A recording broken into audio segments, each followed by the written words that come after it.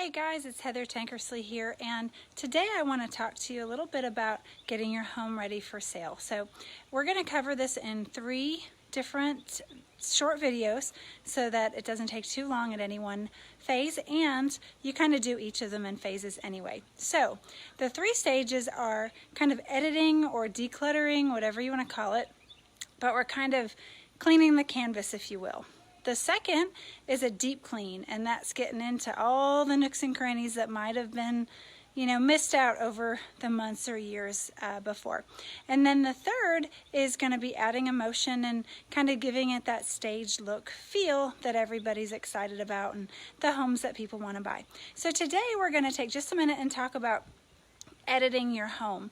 And it's oftentimes a lot easier to have somebody not familiar with your home come through and assist you with this. So for example, when we walk through a home and we're getting ready to get it market ready, if you will, we'll kind of go room by room, and I'll look at everything and kind of take it in and say, okay, what is really essential to this space?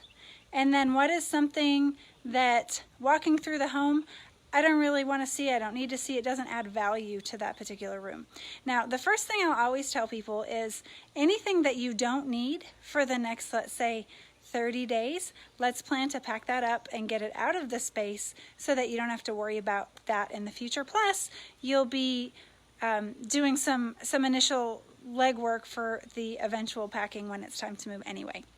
So anything you can do prior to getting ready to the formal editing phase is great. So again, we'll just kind of walk through and take a look and say, hey, you know what, this little entryway here, we got a lot of stuff here. We probably don't need this, and this. So I recommend that you go ahead and remove that.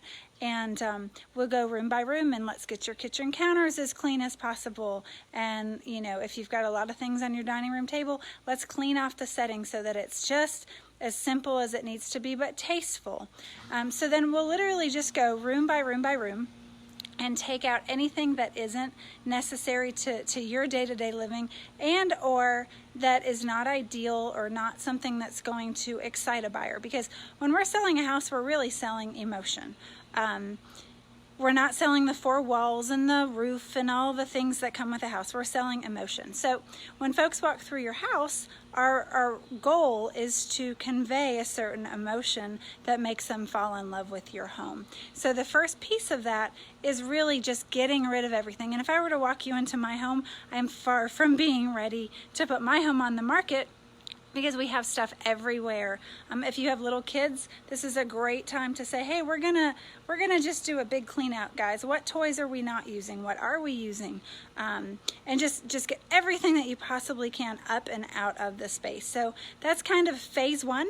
Tomorrow we're gonna talk about deep clean and what that really means, because there's a lot of steps to it. So the first phase, the editing, is just getting it out.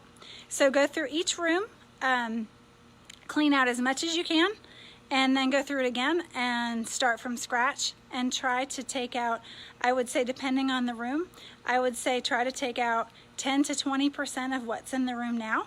Once you're done, go back through and take out another 10 to 15% of that. And that's conservative. You can go as high as taking out 50% of what's in the space, probably even better. It just depends on how full your spaces are. But to give you an idea, try to get rid of 20% of the stuff at a minimum on your first go around, and then another 10% on your second go around, and then we're kind of ready to take the next step forward in making your home ready. So tomorrow we're going to cover part 2, which is the deep clean.